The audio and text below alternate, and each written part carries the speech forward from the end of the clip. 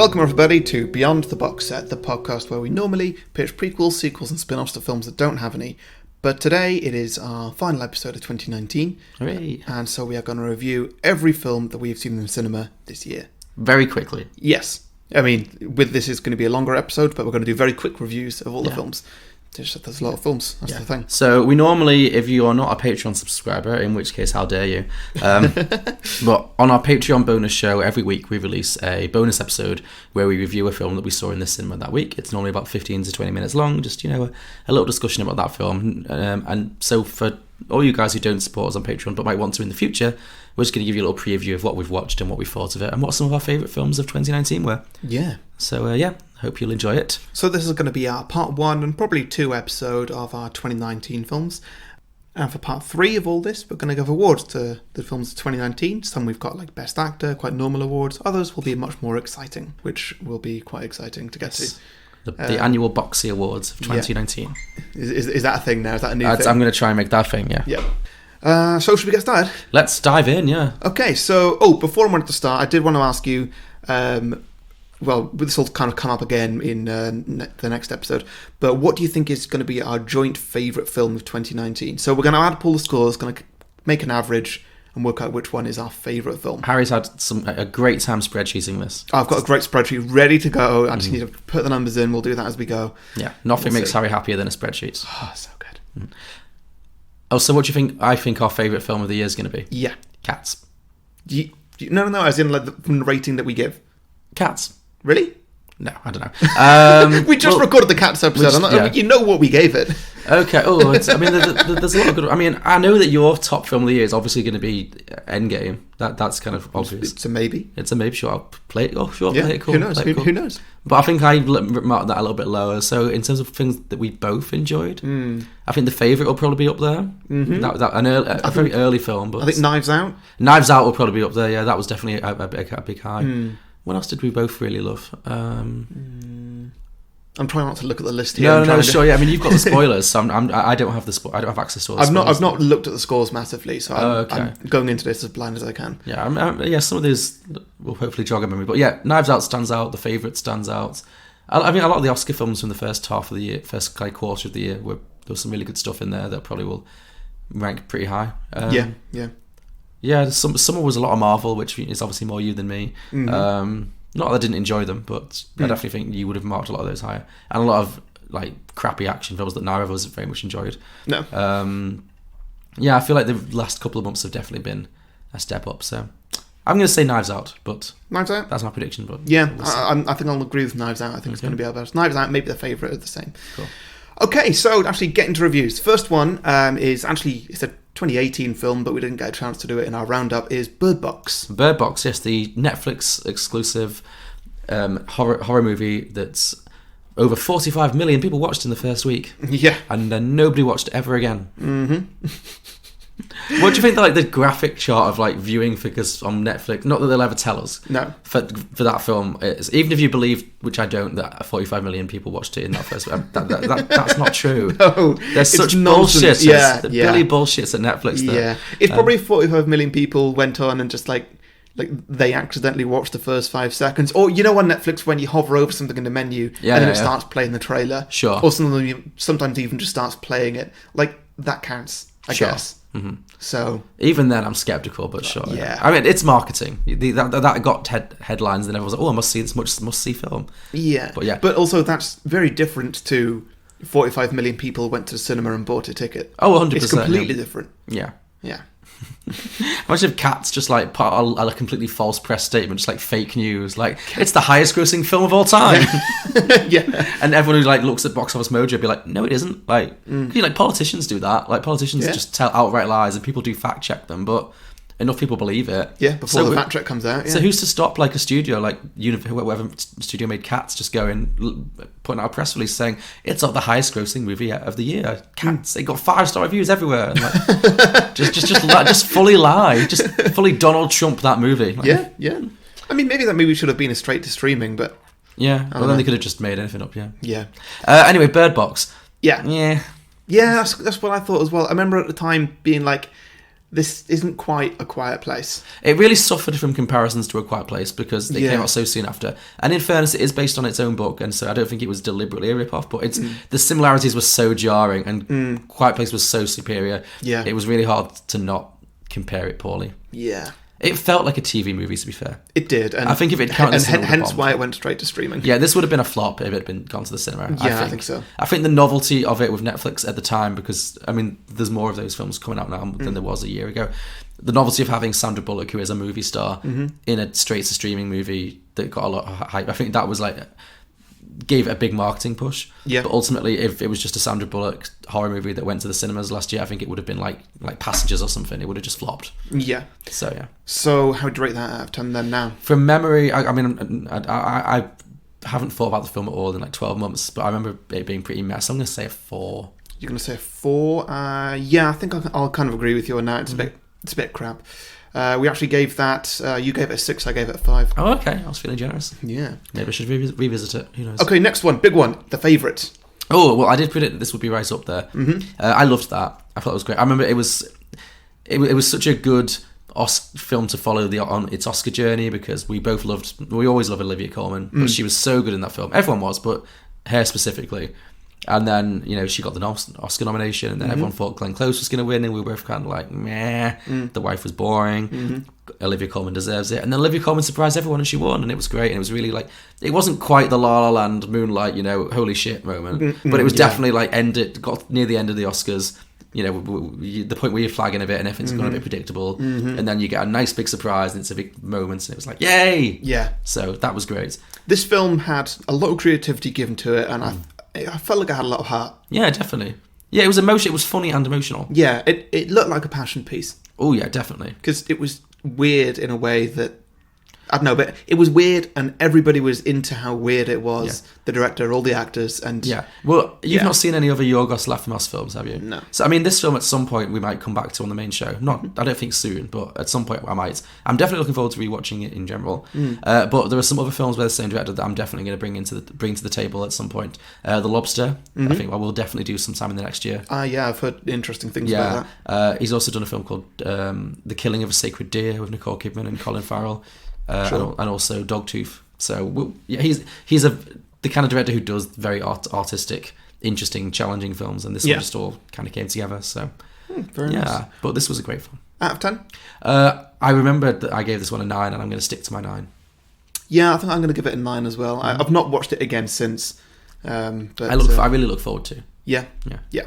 We did both give that a 9. Okay, next up, very different. Glass. Oh yeah, this was disappointing.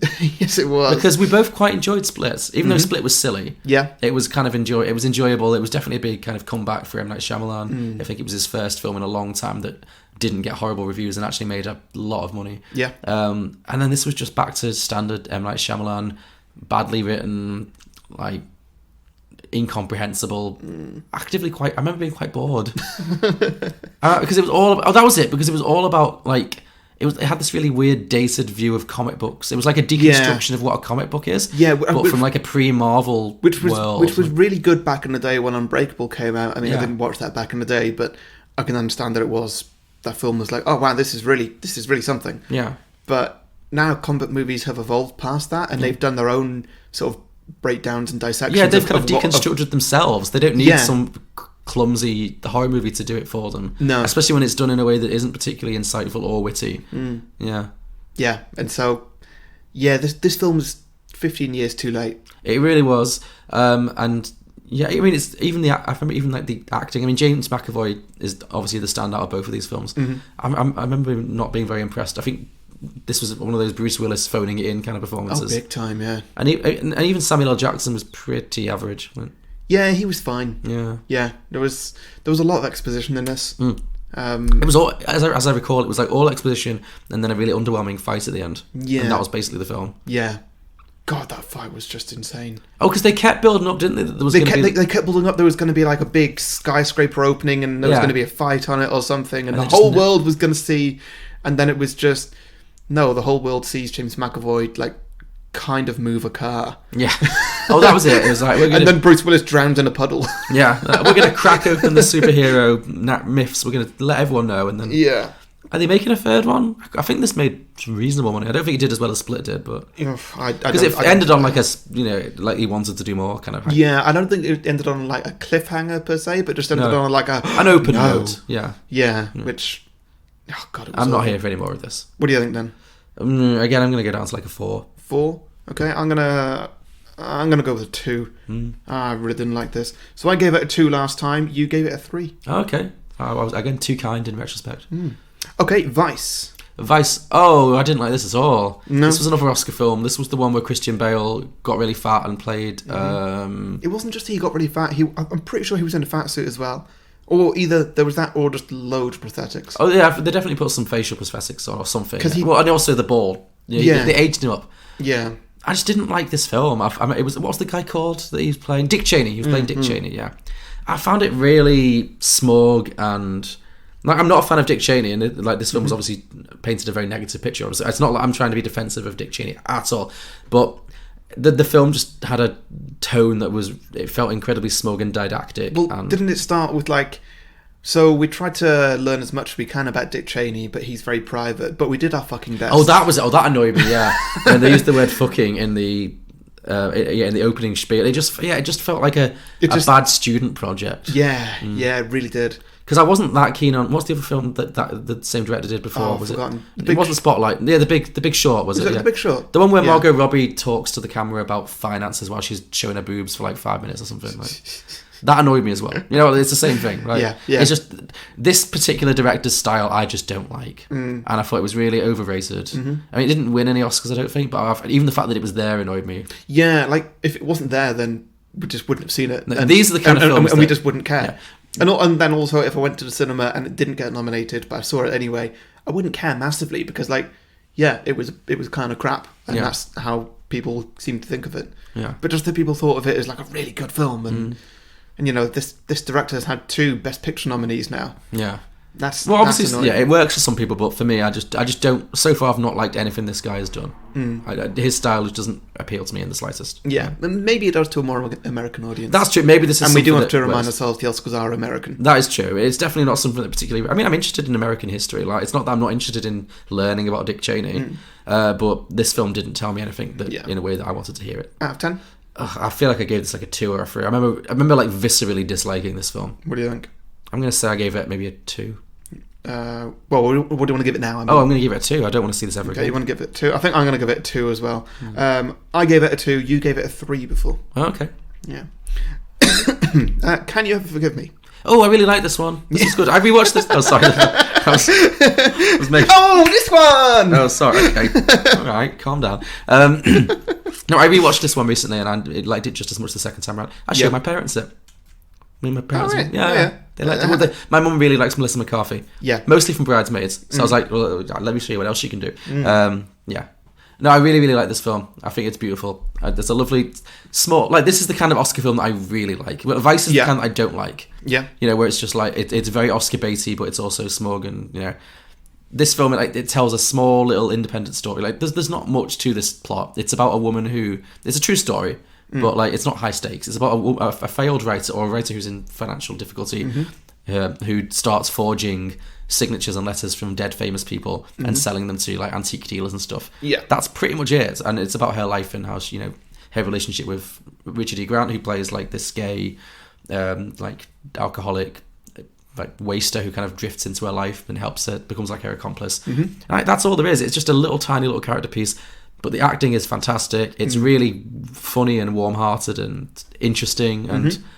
Yeah, I thought this is absolutely one of my favourite films that I saw last year. Yeah. This year, in 2019. Yeah. No, it's so good. It was done so well, and it just really... I never knew that she could do this. No, yeah, exactly. She definitely built up a reputation in my head, and she burst through that. Yeah. That's it. I remember saying at the time is that at a certain point when I watched this the first time, I forgot I was watching Melissa McCarthy, which is not something I would have expected because she's the kind of actress who normally does these big comedy. Melissa McCarthy, she's got a brand. Yeah. And this was so not that, and I wasn't remotely, not even to the point where I was like, wow, that's Melissa McCarthy doing something distant, doing something different. I was literally just not even thinking. She became the character, and it was really, really good. Yeah. So, yeah. Out of 10? I'm going to give this a 9. I really enjoy this film. I'm going to give it a 9. All right. I'm going to give it Yeah, I think I'm also going to... No, I'm going to give it 9 as well. Oh, good. It deserves it. That's exactly what we gave it before. Excellent. Next up is Greenberg. Okay. The best picture winner of 2019, yeah. Yeah. Controversially. Yeah. I didn't dislike this film. Like, it got a lot of backlash, and I can totally understand why people took issue with it, because this is something the Oscars famously has a big soft spot for, which is films about race, like a white person and a black person, or multiple white black people learning to get along, but in a very kind of soft pedaled kind of way. Yeah. So, and it's like The Help had this to an extent. Driving Miss Daisy had this. So people do criticize this a little bit. That being said, I thought this was really entertaining. For it is a shamelessly commercial film. I don't think it's like purely made to win Oscars. I think it's made also to entertain people, and I think this is another one that I've not watched again with my parents, but this is something I'm sure my parents would like. They'd find it funny. I thought that both the performers were really good. Mahershala Ali and Viggo Mortensen I thought were both really, really good. And it was absolutely painting in broad strokes, and it wasn't like by any means the best film of last year, and it wasn't like groundbreaking at all, but it was perfectly enjoyable. Yes, it was. Yeah, it was absolutely fine. Yeah. I'd be happy to watch this again. Yeah, I don't really feel like I learned anything from it though. No, which I think was probably its aim. Yeah, maybe. Well, the other complaint about it, which isn't really about what we experienced watching it, but more about the background to it, is that it was written by the son of the guy portrayed by Viggo Mortensen, Rick Valalong. It's based on true story. Right. Mahershala Ali played a famous jazz musician whose name I forget now, and Viggo Mortensen's character was like his driver. It wasn't a jazz musician; he was playing classical piano. Oh, sorry. Okay, a classical. That was a plot point in the film. Okay, sorry, a classical musician. Anyway, but yeah, apparently the family of the musician that Mahershala Ali plays, who's deceased now, they took issue with the fact that they portrayed him as being.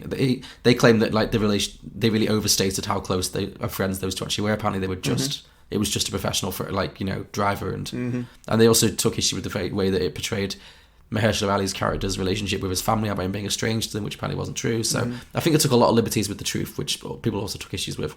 Yeah. So that's in the background there. That's like a little bit of maybe leaves a little bit of a sour taste in your mouth. But in terms of what actually ended up on the screen, if you didn't know about that, I still thought it was an entertaining film, and I don't think it was like a mean-spirited film or a film that had like major problems. It's not like I've seen other films about like Crash, for example, which won the best picture in 2005, which is also about like race, which I think actually is genuinely a bit quite problematic and offensive in places. Whereas this film is just, if anything, it's just a bit too middle of the road.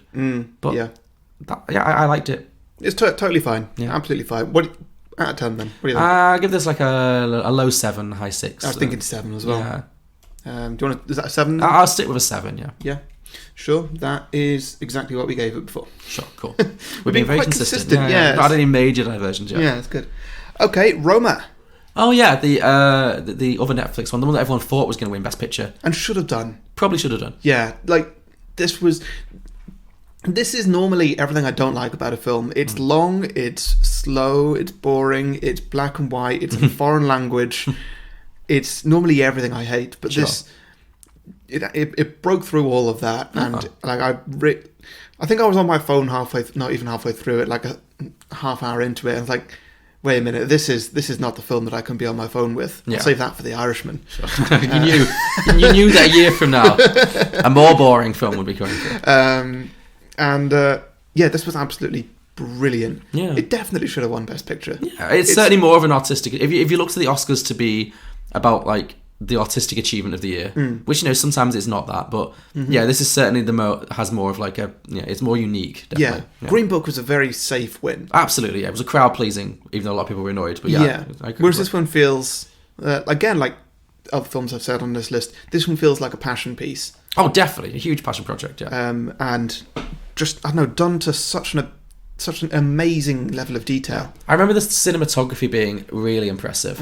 Like some of the crowd shots of Mexico and with lots of like tracking shots. There's ones that pan around across it, and you see all the different people and things. It must have been a real work of like labour of love, like you said. Yeah. So I really wish this had done better.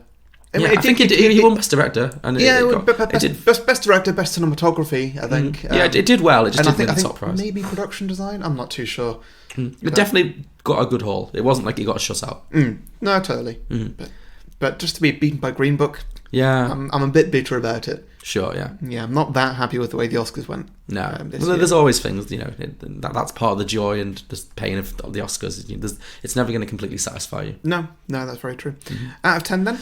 I'll give it an 8, only because I did enjoy it, but it didn't massively grab me plot-wise. I just thought I admired it more than I really, really loved it. Okay, I'm going to give it a 9, I think.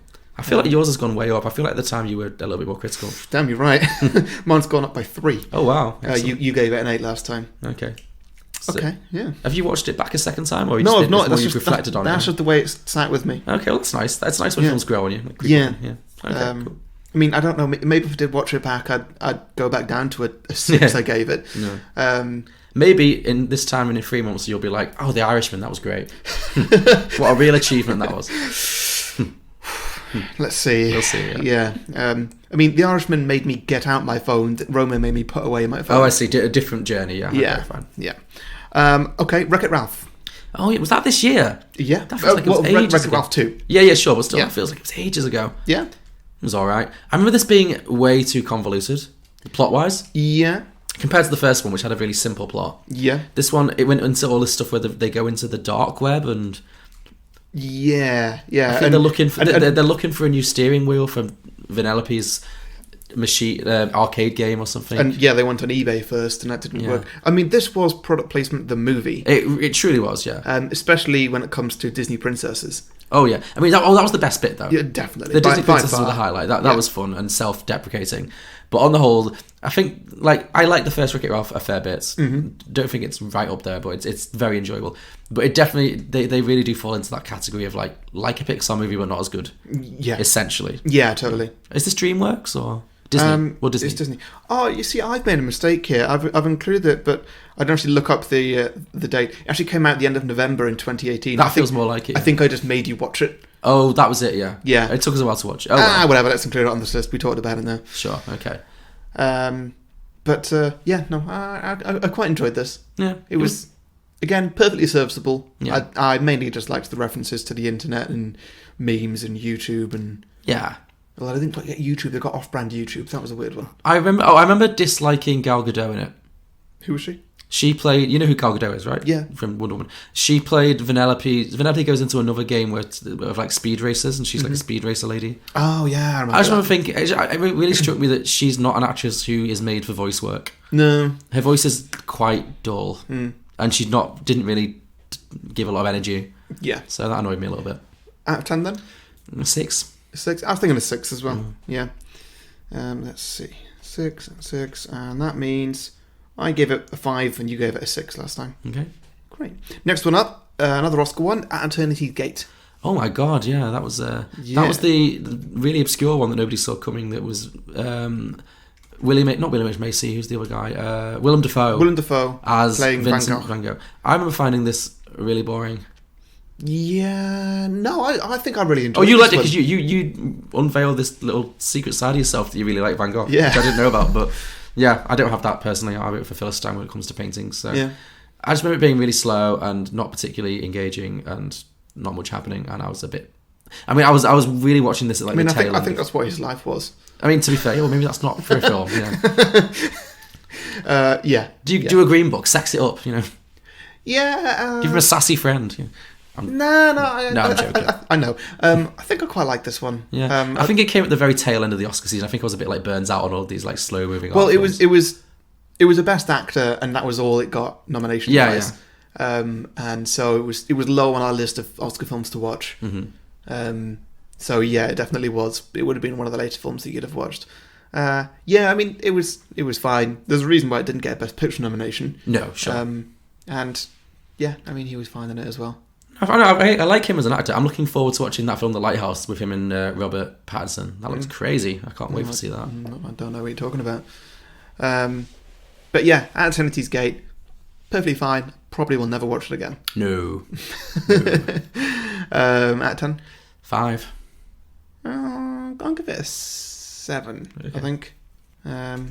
Yeah, and that is not what we gave it before. We both gave it a 6 before. Oh, okay, so you went up, I went down. Yeah. Okay, so next up is The Wife. Oh, The Wife. The Wife. Yeah. So this was the... This is probably the worst film on the list because of what it spurred on. This is when I found out that Harry didn't know who Glenn Close was, and I decided to rectify that with a whole series of Glenn Close movies. I didn't know who she was. You hadn't seen anything she'd done, other than Guardians 2. Small roles in the Guardians films, which was a smashing success, and now you love her.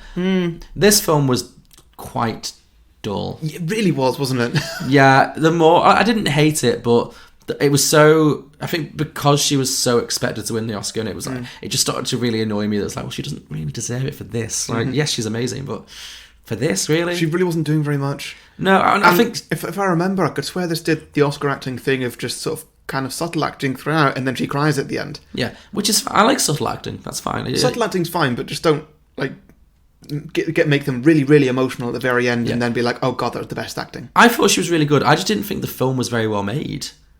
Yeah, I thought like the plot was like Can You Ever Forgive Me? It's similar to Can You Ever Forgive Me in the sense that it's like it's a small plot, you know. So I think there could have been a really interesting film made with the exact same plot. But I thought that where Can You Ever Forgive Me like created really interesting characters and had really good dynamics and kept you engaged, this one was just a bit. It just didn't lift for me. It was quite tedious. It never really got under the skin of the characters in the same way.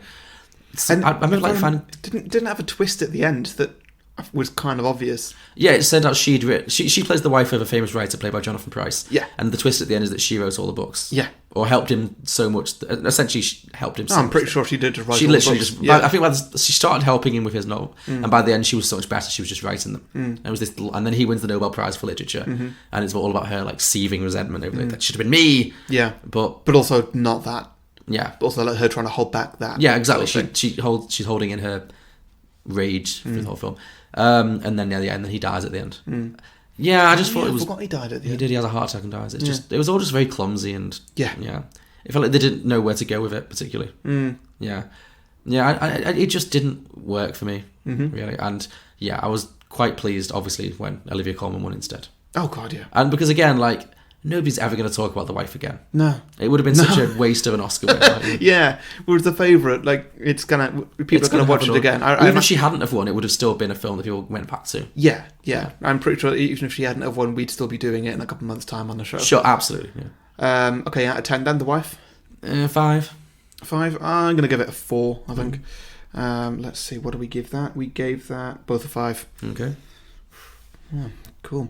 Okay, next up, we're into a new era of film. We're out of Oscar season now. Yes, I believe so. Are we doing the list of films that we saw separately at the end? Yeah. Okay, cool. Yeah. Because I feel like there's one Oscar film that I watched that you didn't, but we'll get to that later. Sure. Yeah. Captain Marvel. Captain Marvel. Oh, our first Marvel of the year. Yeah. So this was Brie Larson's one. I'm finding this a little boring. Yeah, it was because it really suffered from still being an origin story. Yeah.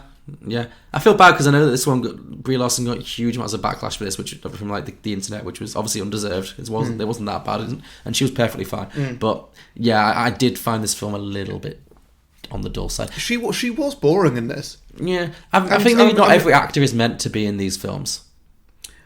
I don't think it's her fault because she can be great in other things. No. I think she's a great actress. I think it might be. I mean, maybe she'll be better in future. You know, they're not going to let her go anytime soon. But I feel similarly to like how Natalie Portman was just really bad in the 4 movies. Some actors just aren't able to like give themselves over fully to the kind of. You need to have a little bit of campiness to you to really be a great Marvel. Yeah, because they are silly movies. I'm not dismissing them, but they're comic book movies. They're supposed to be silly and larger than life. And so when you get someone who can really do that, like a Chris Hemsworth or a Kate Blanchett, to give an example of like an Oscar actress who does that, who was amazing in Ragnarok, by all accounts. Then it can. But when you've got someone who maybe just takes themselves a bit more seriously, which I think maybe Brie Larson might be one of those people, it just doesn't lift. Yeah. Yeah, I don't know.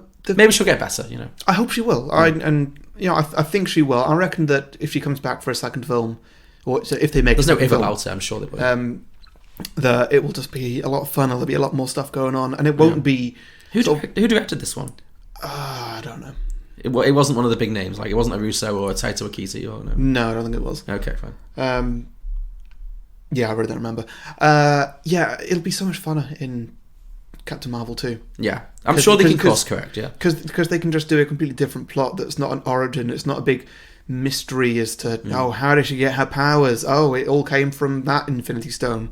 You know what really annoyed me about this, actually, I just remembered, is it was set in the 90s, and they really didn't do anything with that.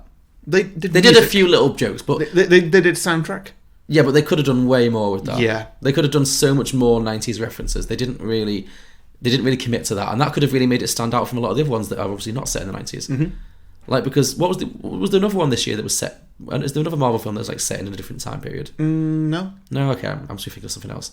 Oh no, because Wonder Woman's going to go into the 80s in the next one. That's what I'm thinking. Yeah. Yeah. Okay. The next one that's coming out this year. Yeah. So I'm hoping that'll have lots of 80s humour. Yeah. Yeah. Whereas, there's so much 90s humour you could have done, but it didn't really go there as much as they could have done. But as you said before, we're in an 80s renaissance right now, and hopefully the 90s will be right around the corner. It should be. I feel we've been celebrating the 80s for like 30 years. Yeah. I like the 80s. What do you mean, since the 80s? Basically, yeah. I like the 80s, but the 90s had great stuff too. Yeah. Yeah. Yeah. Well, the 80s is 30 years old. It is, yes. Tomorrow. Oh, so it is, yeah. Well, happy birthday to the 80s. Yeah. Yeah. Okay, out of 10 then, Captain Marvel? 6. It wasn't terrible. I'm thinking 6 as well. Just bland. Yeah. Middle of the road. It's, yeah. I gave it a 5, you gave it a 6. Oh, okay, well. Apparently that's gone up for me. That doesn't feel right. Okay, next up, Us. Us. Oh, Jordan Peele's Us. Yeah. I remember this being slightly less good than Get Out, but I really want to watch this again. I remember this being a lot less good than Get Out. I kind of want to watch this again, though, because I feel like I was so hyped up on Get Out, because it was maybe my favourite film of the year before, or whatever year it came out, that anything less than that was going to be a disappointment. But yeah, I'd like to watch this again and see if it actually is... Because I remember it more fondly than maybe I experienced it at the time. Get Out had more of a message to it. Or more of a clear message. I remember this one being... I remember the end when this ended. Like Get Out was talking quite heavily about racism and put up some messages there about slavery and other stuff like that. This one had literally none of that. It was starring black people. I think it did. That's not the same. I think it did, but in a more oblique way, and it referenced some things that we weren't that familiar with. Like, remember how it ended with they're all holding hands across the world kind of weird thing. Yeah, that was referencing a specific thing that happened in America. Yeah, like a movement in the 80s or something. I think it did have things to say, but I think I remember reading up about it later and being like, oh, I did not understand that, but that's interesting. Mm-hmm. So I think I'd like to watch it again with a bit more context. Yeah. But the basic premise I really enjoyed. I remember Lupita Nyong'o being very, very good. Like, kept doing the dual role of the two different characters. Yeah. Because it's her and Wilson something or other. Wilson Sexifies. From Black Panther. Yeah. Winston Duke, is it? Well, I guess. Thank you. Winston Duke. Yeah. Yeah. That's a great name. It is a great name. Why is he not in more stuff? Yeah. He's getting around slowly. Yeah, sure. My main memories of this film are Lupita Nyong'o doing the crazy voice and Winston Duke's lovely meaty thighs and his underpants in that. They were their own characters. But yeah, so they're like a suburban family on they go on a holiday beach trip to the place where she had some kind of traumatic incident when she was a child, and then they end up being stalked by their own evil twin kind of things, these strange underworld creatures that look exactly like them but talk in this very strange kind of how I talk now with my laryngitis kind of croaky voice. Yeah. And everyone else has one of these as well, so all of their neighbours and friends end up getting murdered by their own doppelgangers essentially. White and black, so it's not just something that's happening to African Americans, but it was an interesting concept, but I think it might have been a bit too high concept for me to fully understand. So I think it wasn't high concept enough. I think there was just something missing from this film. Or maybe it was more of like a Stephen King thing where there was like an idea but not a lot of stuff behind it. Yeah, maybe. I think so. I want to rewatch it. I feel like this is one that I really need to rewatch before I can make a definitive judgment on how good I think it was. Yeah, we'll have to wait and see if it gets into the Oscars. Yeah, or not. There's actually a possibility that Lupita will get in there. So which would be a good excuse to rewatch it. So yeah, totally, and that would be good if she did. Yeah. Out of 10, then. Based again, this could change again if I rewatch it.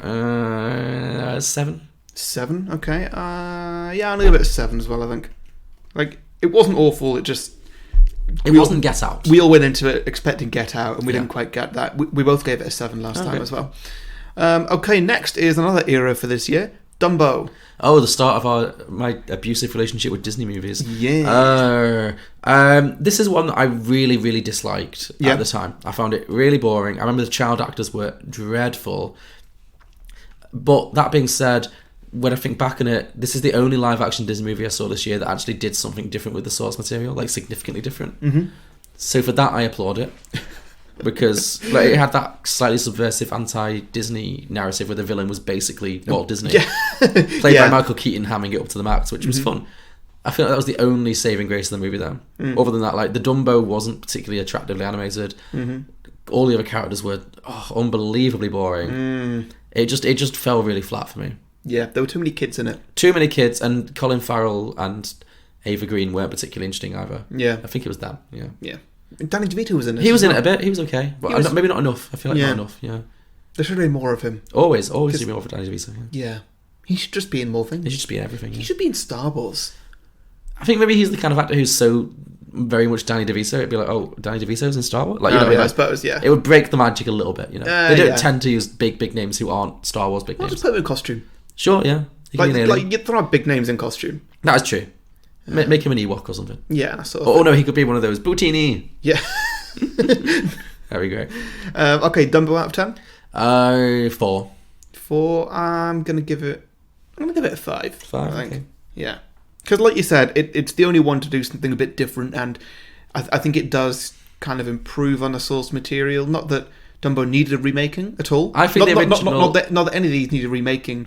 But if you were to remake any of them in 2019, Dumbo was definitely one of the ones that would need some alterations. And true. And this one, it worked. I think it's significantly less charming than the first one in terms of the thing, like the good bits of the original one. I think the elephant's not as cute. It ruined the Baby Mine song completely. Oh yeah, it did. Yeah. The pink elephants. The hallucination scene wasn't really as good. But that being said, yes, this one isn't racist, so there is that. So yeah. They fixed that. Yes. Okay, so I gave it a 5 last time. You gave it a 3, so you've gone up one. Yeah, well, that's a point for a little bit of a spark of creativity. Yeah. Next up, Shazam. Oh, I have fond memories of Shazam. Yeah, it's a good surprise, this one, isn't it? Yeah, this was like low stakes fun. Yeah. This is DC, right? Yeah. Technically. Yeah. And it's like this is what I want these films to be. It was funny and campy and comedic, and it's basically big meets Marvel. It's like a little kid. I was going to say like big crossed over with Deadpool. Is pretty much sort of what I was thinking. Yeah, so a little kid who's like, well, a little kid about 11 or 12 years old maybe. Something, yeah. Yeah, gets magical powers or discovers he's got magical powers or something. I can't remember. There was some complex backstory. Ends up being this hugely muscle bound, basically Superman kind of spoof thing. Yeah. And then uses his powers to save the world. There's obviously a villain. Who played the villain? Mark Strong. Oh, it was Mark. Of course it was Mark. Of course it was Mark Strong. Yeah. If you can't remember who played the villain, 9 times out of 10 it was Mark Strong. Yeah, this was good fun. Yeah, it really Didn't was. Didn't reinvent the wheel, but yeah. No, I was entertained. Yeah, it was just a good week at the cinema. Solid good week at the cinema. I remember coming out of this happy. So yeah. Yeah, no, I really enjoyed it, and I assume there's going to be a second one because I think it did all right. Yeah, they are planning it. I'm not sure if it's going to be a Shazam 2 or if they're just going to make his character appear in other things. I'm not too sure. He could really raise, some of the really shitty ones, or the ones that are struggling, like the Batman and the Superman ones are kind of having a problem. He could really add some much needed humour to them without it going like full Deadpool, where you can't really introduce Deadpool to this world because it's just too much of. I know it's a different franchise as well, but he's so much of like a fourth wall breaker that's like, oh, you've just taken me out of the movie. Whereas Shazam isn't particularly meta. Yeah, he could just be someone who's fun, and to balance out how dour Batman and Superman often are as characters. Yeah. Well, The Rock is doing a film for DC now. It's going to be his first superhero film ever. Yep. Okay. And he's going to be playing a character called Black Adam. I'm nervous, but okay. I don't know anything about the character. Cool. Okay. But I think he's supposed to sort of be like, I think he's either the inverse of Shazam or the inverse of Superman, but not in like an evil way, just more like it's just a bit more violent, less do-good. Okay. And I think that they're going to be in a film together, Shazam and The Rock. That could be an interesting dynamic. Yeah. Yeah. I don't know any more about what's the guy called? Is it Zachary Levi? Yeah, that's right, yeah. So that could be interesting. It'd be a good new direction. Yeah. Because I didn't really like it that much when his whole family get the same powers. And I'm like, I don't really want another film of everybody doing this. It got a little bit kiddie by the end, yeah. Yeah, it really did. But yeah, it was good. Out of 10 then. 7. 7. Yeah, I'm happy with a 7, I think. Let's see, and we both gave it... I gave it a 6, you gave it a 7. Oh, okay. Okay, next up, Endgame. Okay, let's try and keep this brief. Yeah. You've done a lot of talking about Endgame this year. Well, you start, because this is your thing. This was great. Yeah? Yeah. Good. This was exactly what I wanted, Mm-hmm. really. I wanted to be surprised at different bits. I wanted to be... I wanted it to go further than I expected it to, and it did. Yeah. And it was great for many, many different reasons. Briefly, in what sense did it go further than you expected? Just out of interest. Just like I didn't expect some of the plot lines to go the way they did. Mm-hmm. I didn't expect the music to be as good as it was. I didn't expect the acting to be as good as it was, really. Really? After so many films building up to it? Well, yeah, I just feel like the acting in this was... for some people's roles, it just was exceptionally good. Okay, as opposed to just like, yeah, they're great, they've been playing this role for 10 years. It gave them fitting send-offs. Yeah, that too, yeah. Like, that's also one thing that I wanted, that it delivered on perfectly. Mm-hmm. The characters I wanted to have a send-off, they got them, and they got the perfect versions of that. Great. Even if that meant death. Yes. Yeah, so I think it hit the nail on the head. Yeah. Well, you saw this 4 or 5 times? 5 in the cinema, yes. 5 times in the cinema. So clearly this was very successful for you. Yeah, and Okay. it's everything I wanted it to be. And as I said last year with Infinity War, these films could so easily have been train wrecks with trying to do so much, and they managed to pull it off. So absolutely, yeah, it's pretty good. Yeah, they managed to also, because like, I don't know if it's just a different audience or, I mean, there's a lot of different factors involved, but I mean, we'll talk about Star Wars at the end of this episode, but like, Star Wars has divided so many people, so many fans like seem so angry. There are fans who like really like the Rise of Skywalker and think it's a fitting end. Other fans are like so angry about it and feel like it's such a, they get so heads up. I felt like there wasn't a lot of complaints about Endgame. I think that the vast majority of people were really satisfied with it. Yeah. Which I think, obviously, if you look at what Star Wars has struggled to do the same thing. Anything with a huge vocal fan base, to please that many people after so much build up is well nigh impossible, and I'm sure there are some people who had issue with it, but on the whole, it seems like it went down really well. Yeah, I think part of that, I mean, maybe we should save this for... No, it's fine. I think part of that is that with Marvel, it just doesn't stop, so they don't really leave much room between films for a lot of speculation. True, yeah. Whereas if you look at Batman and Superman, if you look at Star Wars, Batman and Superman, they've never really had a franchise going with it. Like, occasionally one of them will get a trilogy or like a couple of films, but there's never been a proper ongoing thing, and that's all there is. Yeah, this decades-long arc that Marvel and Star Wars both had. But like with the majority of Iron Man and Captain America fans, they've pretty much only been fans since this, and this has never stopped. True, yeah. So there's never...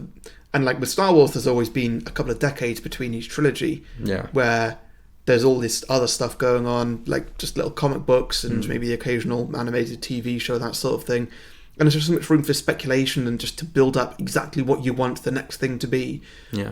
People just get their opinions so caught up or so settled, really, that there's just not really any room for them to think of anything else. With this, you don't really get the chance to think of something else because the next film is already, the trailer's out by the first one, by the time the first one's finished. But also because there's so many, I mean, the Russo brothers handled all of the Avengers stuff, right, or most of the Avengers stuff, but like the fact that there are so many different people, different fingers in the pie, if you will, in terms of like different directors of the different franchise spin-offs, and whoever's all the investment in it, because it's such a money maker. Everything. Like, again, with Star Wars having a bit of a problem with being quite inconsistent, people, Rian Johnson versus J.J. Abrams, people liked one versus the other, and it didn't hang together that well, whereas this, it really managed to keep a consistent tone. So no, it totally did. I think it's just that they're well managed films. Yeah, definitely. They're well overseen. And other franchises, they struggle with that. Definitely.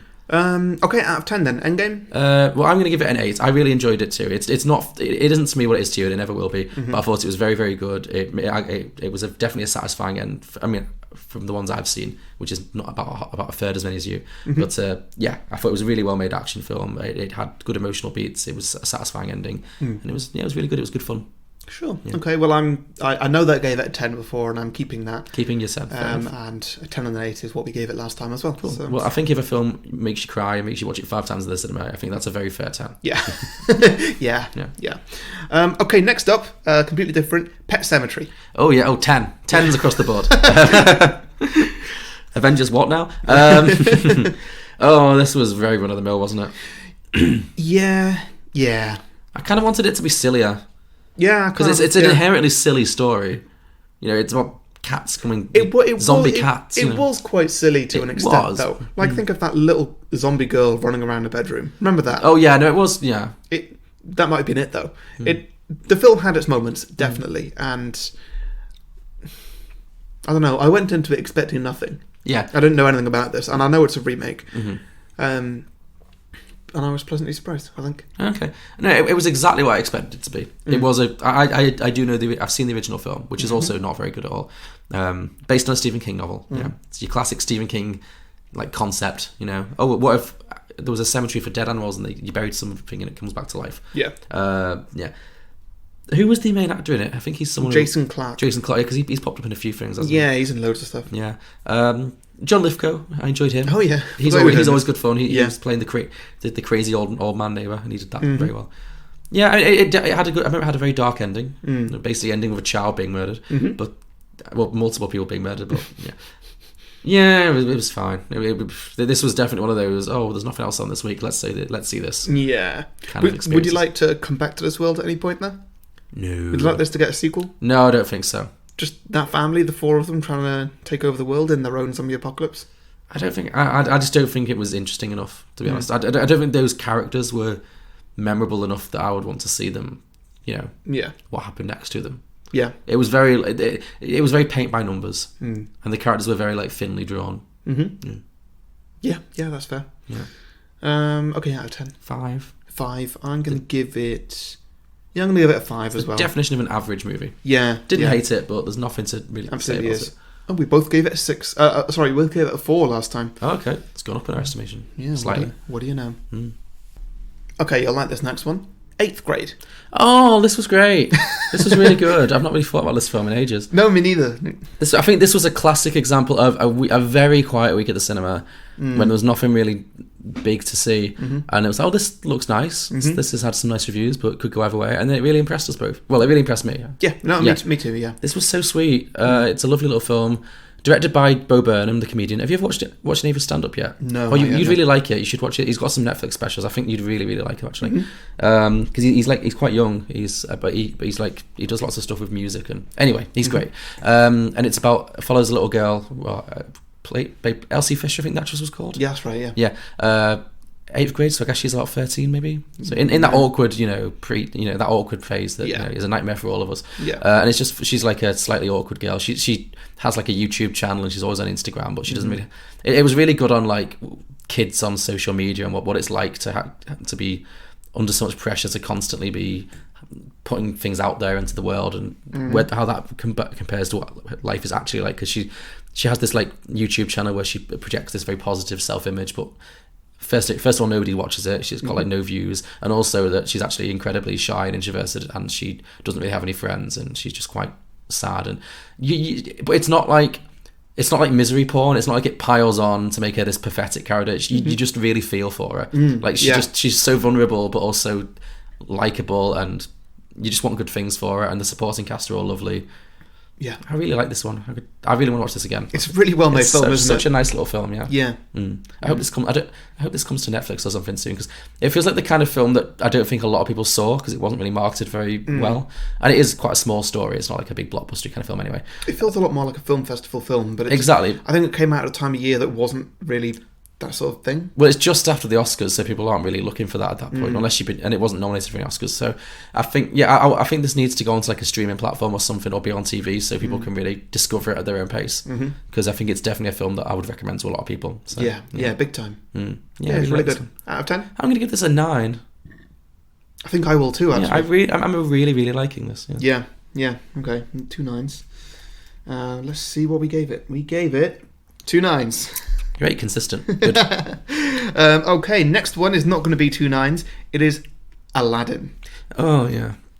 I mean, this wasn't the worst. This wasn't the worst. I'm just in such a bad mood with these right now. I'm loving your reactions this episode, because a lot of them are like, oh, that one! Oh, yeah. Yeah. I mean, I'm just in such a bad mood with Disney live actions recently, because I've just got off watching Lady and the Tramp.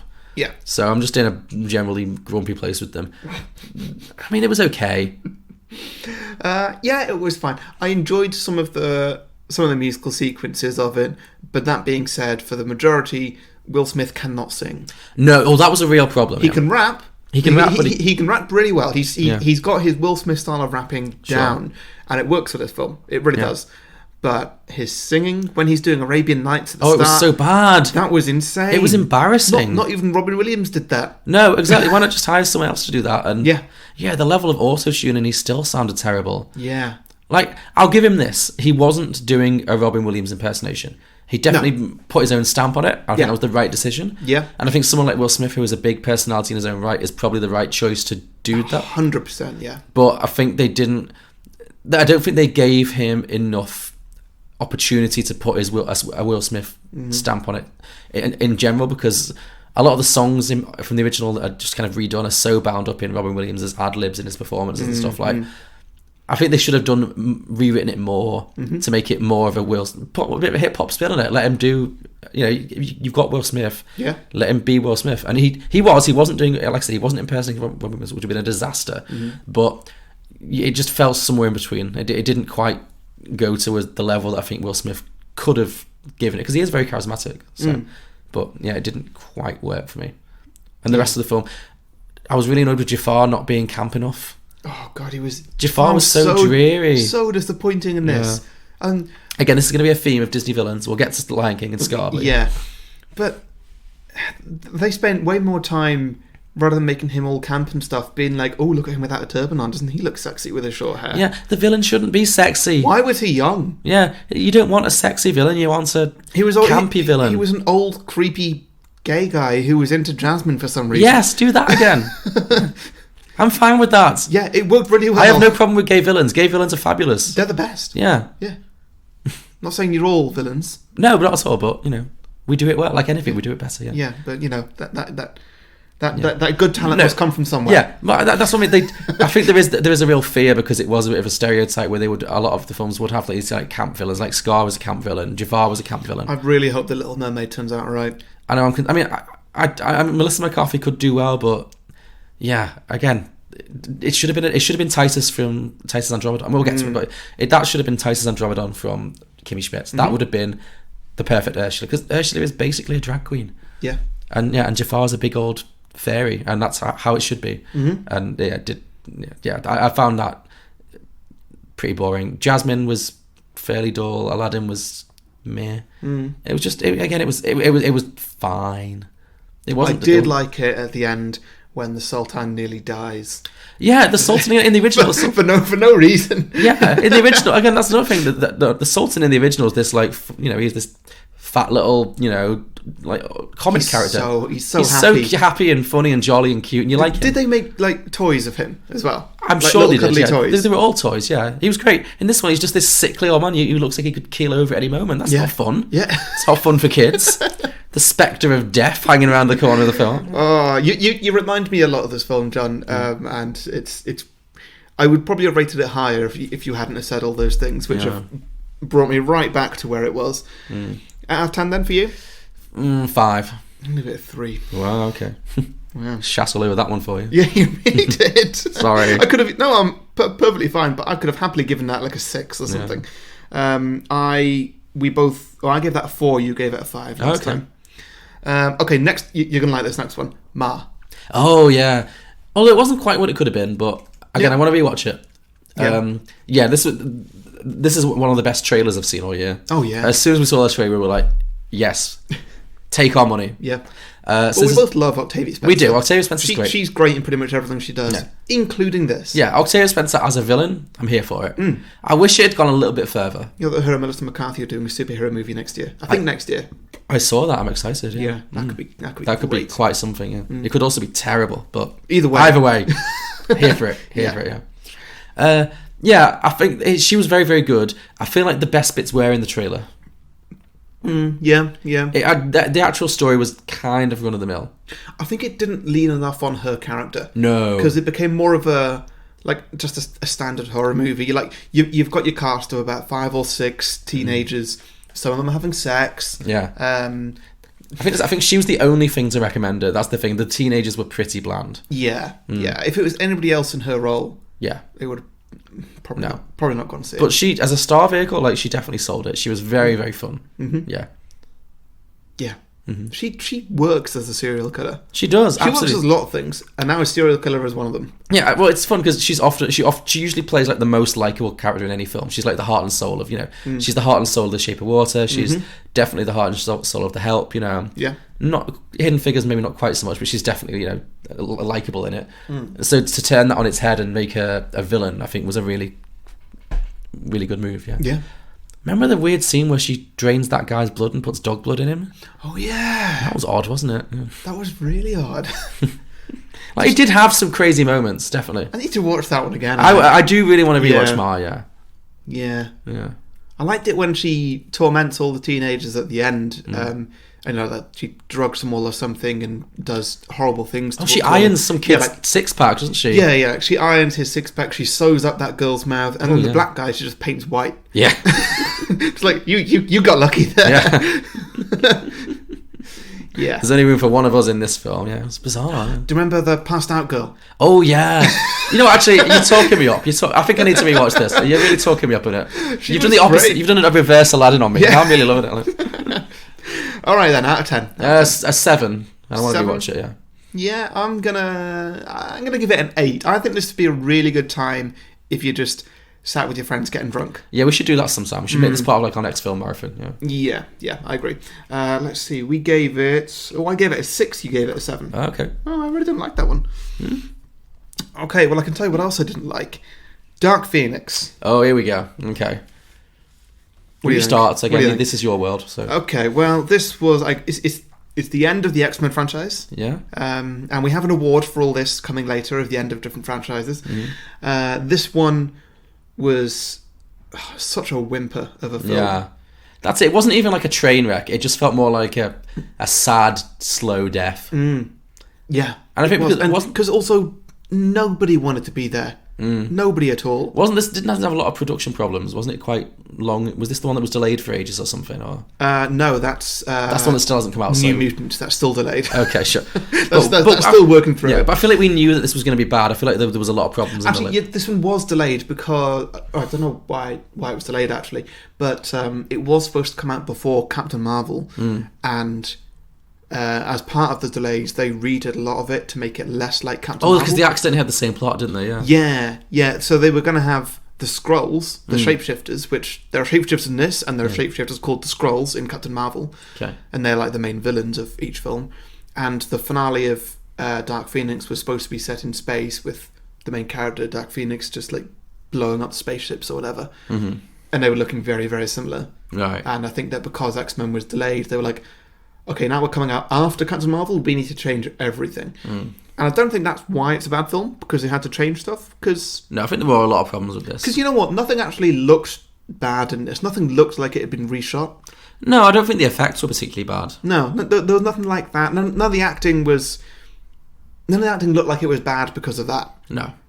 All the acting just looked like it was bad because nobody cared. Everybody was done. Yeah, everyone was tired of it. Yeah. There was no joy in this. Yeah. There was no heart and soul that you get in the best. I think the only person who was doing any kind of decent acting was Jennifer Lawrence, because she was in it for all of about 5 minutes before she was killed. And I think that's because she's like, yes, I'm out. Yeah. I'm done. Yeah, she just wanted to be Whereas gone. Everybody else, there might be another one. Yeah, just let us out. Let us set us free, please. Yeah. I think I also got the feeling that this one was suffering a lot from being too in love with certain characters. I don't think what's his face? Not James McAvoy, Fassbender. Michael Fassbender. What's his character? Magneto. Did Magneto really need to be in this from a narrative perspective? No, not at all. Or was it just he's a popular character, let's give him a subplot? Well, I think the only reason that he was there for this one was, well, first of all, the paycheck / contract, but character-wise, it was so that Dark Phoenix had someone to sort of go to become slightly more of a villain. Sure, okay, sure. Because Magneto and Charles Xavier, they've always been two sides of the same coin. That's always been their plot. Yeah. And so if one character is going to kind of flip-flop, then you need to have both of them in it. Okay, sure. But I feel like I've seen that dynamic play out between Magneto and Charles Xavier in every X-Men film. And I'm bored of it. I'm bored of that story. Yeah. Find another way to tell it. Like, and it just felt very repetitive, this one. I'm sure they will, because the next X-Men film is going to be part of the Marvel Universe. Whatever form that takes, if it's just characters appearing in other films, or if it's going to be a standalone X-Men film, whatever it's going to be, it's going to be way better. I mean, it would struggle to be worse. Yeah. But I mean, way better than X-Men films on the whole. Sure, yeah. Like, look at what Spiderman did. Like, it came from just doing the same thing over and over. It's putting a fresh spin on it, yeah. It really just needs a whole, like, get rid of the whole cast. I know some of them are good, but, like, just stop it dead, completely start afresh. Yeah, they've announced that they're keeping Ryan Reynolds on. Okay, that's Deadpool. Yeah. Okay, sure, he's his own thing, sure. That's the only thing that makes sense. Okay, sure, yeah. Because just the nature of his character, he can do that. Okay. But yeah, everybody else, you're absolutely right. Just, recast everyone. Yeah, start again. Yeah. And they will. Yeah. And that's going to be quite fun to be like, okay, who's going to be the next Xavier? Yeah. Who can be bald? Yeah, sure. Yeah. Out of 10 then, Dark Phoenix. We didn't really talk about that film specifically, but no, but there was nothing to talk about. It wasn't. I don't really care to. It wasn't even memorably bad. It was just really joyless and sloggy and incomprehensible. And directed by the same person as X-Men 3, which is the same plot. Yeah, and that's a strange choice. If he dropped the ball the first time, why think he can do it? Yeah, it's the definition of insanity. Do the same thing twice and expect a different result. Yeah. Like a 2. It was just 2. Yeah, I'm gonna give it a 2 as well, I think. In fact, no, I'm going to give it a 1. This was wow. this was really bad. So I gave it a 3, and we both gave it a 3 last time. I mean, neither of us are ever going to watch this again. No, God. So I've rewatched the X-Men films before in the past, but I'm never going to include this again. No, why would you? What's the need? It's a waste of time. Yeah. All right, next one up is Longshot. Oh, that was the one with Seth Rogen. Charlize Theron. Yeah, it was alright. It was alright, wasn't it? I just don't really like these films, I don't think. Okay, I was thinking about this on the way here, and this one is both a pleasant surprise and also exactly what I expected. Yeah. Like, it's exactly what I expect from a Seth Rogen movie, but also I was pleasantly surprised at how much I enjoyed it. Yeah, I think there was stuff that I enjoyed, to be fair. I think the essential, like, conceit of it, which is that he plays like a schlubby average Joe, like he's playing Seth Rogen, the character he plays and everything, and he ends up inexplicably in a relationship with super hot Charlize Theron, who's also the Vice President of the United States or the Secretary of State, something like that, in the running to be the next President of the United States. And it's and then oh gosh, how can an average stoner possibly live up to being with the top political woman in the world kind of thing, and antics ensue. So there were definitely some bits that I found funny. I remember there was some good supporting cast work. Her bitchy assistant, played by June Diane Raphael, she was very funny. Yeah. But I remember also it being way too long. Yeah. It was, which is often a problem I have with Seth Rogen films. They're always way too long, and a lot of it still fell into the kind of standard. Oh, he's spunked on his own face. Remember that? Yeah, that was. Yeah. That was rough. It felt a bit like it felt like two different films. It felt like half of it was like a very standard Seth Rogen comedy with that kind of lots of stoner jokes and lots of spunk jokes and like very crude, which in small doses I can find funny. Yeah. But then it also tried to be like a sincere romance as well, and it just, the two didn't quite come together for me. Yeah, I'd agree with that. Yeah. Yeah. Out of 10 then? 5. It wasn't terrible. Yeah, I'll give it a 5 as well. Like this is another one I will never watch again unless someone brings this up. Totally, specifically. Yeah. Right. But it couldn't be more of a middling film. Yeah. We both gave it a 6. Okay. So yeah, I can hardly remember it, so it's one of those that Okay, next up, Godzilla. Oh yay! The Rise of the Monsters or something. King of the Monsters. King of the Monsters. King of the Monsters. Yeah. I feel like this film was all exclamation marks. I remember having a great time with this. Yeah. This is the kind of silly fun that I personally like in kind of these kind of films. Yeah. Where it knows it's stupid. Yeah. And it doesn't attempt to be anything but just a stupid action film. Like, it was aggressively dumb, but it was so much fun with it. Like we laughed, you know. The characters were nonsense. Mm-hmm. Remember how what's her face? Oh, the mum. Yeah, I don't think she was anybody, but yes. No, she is. She's a famous actress. I just can't remember what she's called now. She's in Bates Motel. She got nominated for an Oscar once. Oh God. Keep talking. Yeah. She got nominated for Up in the Air. Yeah. Oh my God, something. It's on the tip of my tongue. Come on. I'm looking it up. Okay. Come on, John, you can do it. Oh God, beat me to it. Come on. It's right there. It's right there. Her sister is in American Horror Story. Tysa. Her sister's called Tysa something. No, it begins with a V. Oh, Vera Farmiga. Yeah. Her sister's Tysa Farmiga. Yeah. Vera Farmiga plays. It is like one of the greatest villains I've ever seen in any horror movie ever, and she's not the villain, but she is the villain because she's responsible for so much death. Do you remember that Sally Hawkins was in this? For all of 2 seconds, yeah. she gets stomped. She got stomped to death. That felt disrespectful. It really did. She's an Oscar nominee. She gets stomped. I'm guessing Sally Hawkins was busy but under contract. She was like, "Look, oh fine, I'll do your shitty movie. Just kill me as quickly as possible because I've got Gilead, I've got Oscar films to be in." Yeah. No, this was fun. This was like, I was laughing at this film, but in a way that I felt like it knew it expected me to. This was exactly what I wanted out of a Godzilla movie. Exactly. Yeah. Because it's just Godzilla stomping down cities and fighting a giant moth. Yeah, giant moth. Like, come on, that's crazy. Yeah, and losing as well. Yeah, that moth was the hero of the film, wasn't it? Oh yeah, that moth kicked ass. Yeah, and stuff like that. And also, it actually visually looked really well. It did. Really good, because this could have so easily just been dark smoke and fire, and you don't really see much because they can't afford the CGI. But they actually went for it with this, and they made a visual spectacle. Oh yeah. Oh, I'm sorry. Change the subject. I just remembered maybe the greatest line reading in every movie we saw in 2019. Oh my God, Zilla. That in itself, 10 out of 10. Yeah. I mean, if you include that, then you kind of telling the audience that you know what film you are. Definitely, yeah. You're not competing for any Oscars, but no. I'm happy with more of this. What would you say if this one got like a visual effects or something? I mean, yeah, it looked great. Yeah. It's not going to, but it did look great. Like, yeah. Yeah. I have very few problems with this film. Because that's what I didn't like about the last one, was it didn't show me enough. Yeah. And this one... the last Godzilla film? Yeah. And this one, it really did. Yeah. It just showed me everything, and it was good. You didn't see the first one, did you? I did not. No. And I don't really... I don't think it took anything away. I think this one did a good enough job that you just didn't need to. Because I was confused, because this film opens straight into the action with the family because the little boy dies, doesn't he, of the family? It's like Vera Farmiga and... Was it the guy from Pet Sematary? No. Okay.